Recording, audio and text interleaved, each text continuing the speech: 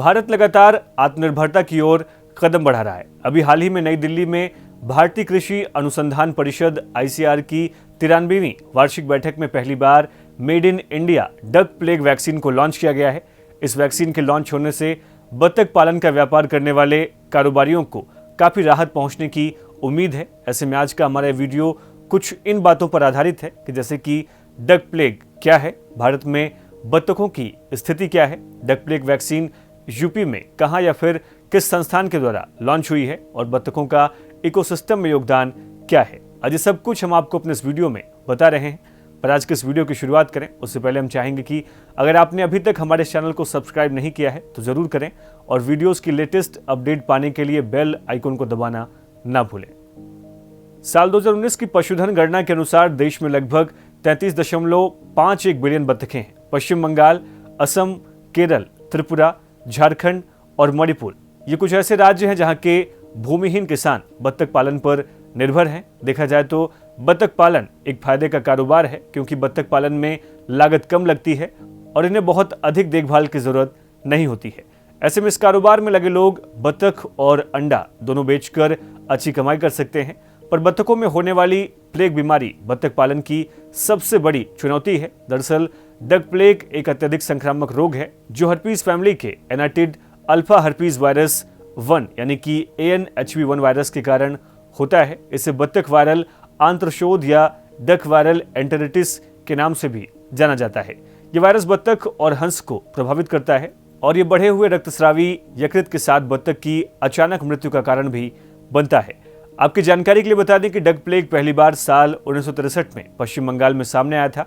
इसके कारण पूरे क्षेत्र में बत्तख पालन बुरी तरह से प्रभावित हुआ था और इसके बाद साल 1979 में केंद्र सरकार ने नीदरलैंड से वैक्सीन का आयात शुरू किया था।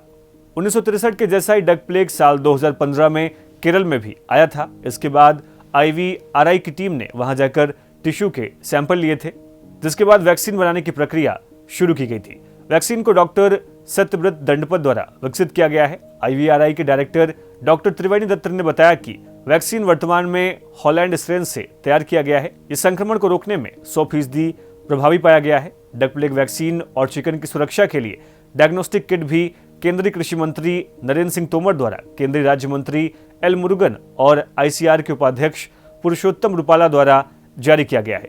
देखा जाए तो इस वैक्सीन के भारत में लॉन्च होने के बाद छोटे और सीमांत बत्तख पालकों को इसका खासा लाभ मिलने की उम्मीद है। आपकी जानकारी के लिए बता दें कि उत्तर प्रदेश के बरेली जिले के इज्जतनगर में स्थित Indian veterinary research institute IVRI ने इस वैक्सीन को बनाया है। ये पशु चिकित्सा अनुसंधान के क्षेत्र में भारत की प्रमुख संस्था है। इसकी स्थापना साल 1889 में की गई थी। वर्तमान में संस्थान को मानद विश्वविद्यालय का दर्जा प्राप्त है। ये संस्थान पशु चिकित्सा और पशु विज्ञान, पशुधन उत्पादन प्रौद्योगिकी, बेसिक विज्ञान और प्रसार शिक्षा के 20 से अधिक विषयों में PG और PhD की डिग्री प्रदान करता है। तो चलते चलते आपको बतख और बतख के इकोसिस्टम में योगदान के बारे में बताएं तो बतख ओनाटिडाए कुल के जल पक्षियों की कई सदस्य जातियों का सामूहिक साधारण नाम है। बतखें आमतौर पर हंस और कलहंस से छोटे आकार के होते हैं और इनकी गर्दन उनसे कम लंबी होती है।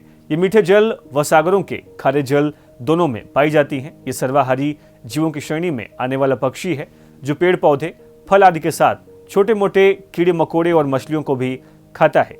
अब तक दुनिया भर में बत्तखों की लगभग 40 प्रजातियां खोजी जा चुकी हैं। कहीं इनका रंग अलग है तो कहीं इनका रहन सहन अलग अलग देखा गया है। बत्तख की प्रजातियों में से एक है स्ट्रीमर डक जो कि उड़ नहीं सकती है। वहीं पेकिने नामक प्रजाति का बड़ी संख्या में फर्मों में पालन किया जाता है। बत्तख की अन्य प्रजातियों में जैसे मालार्ड, रिंग नेक्ड बत्तख, मंडरीन डक, रूडी बत्तख, वुड डक और नॉर्दर्न पिनिटल जैसी डक इनमें शामिल हैं। यहाँ पर आपको एक महत्वपूर्ण जानकारी के बारे में बताते चलें तो भारत में गुलाबी सर वाली बत्तख विलुप्ति के कगार पर है, जिसके कारण इसे क्रिटिकली इंडेंजर्ड की श्रेणी में रखा गया है। देखा जाए तो बत्तख जलीय इकोसिस्टम में अहम भूमिका निभाती हैं। बत्तख पहले क्रम वाले उपभोक्ता होते हैं। ये पौधों और शैवाल को खाते हैं। जलीय तंत्र को स्वच्छ रखने में बत्तखें काफी सहायक होती हैं। कृषि अनुसंधान केंद्र की एक शोध की माने तो बत्तख जब पानी में तैरती हैं तो उससे पानी में फास्फेट और बाकी पोषक तत्व बनते हैं। फास्फेट जहां पानी में हरे शैवालों की संख्या बढ़ाने में मददगार होते हैं तो वहीं दूसरी तरफ हरे शैवाल सूरज की किरणों से क्रिया कर ऑक्सीजन को बनाते हैं। तो आपको हमारी आज की जानकारी कैसी लगी, इसके बारे में हमें इस वीडियो के कमेंट बॉक्स में लिखना ना भूलें। यूपी जुड़ी और तमाम लेटेस्ट खबरों की अपडेट के लिए देखते रहिए हमारे चैनल बातें यूपी की।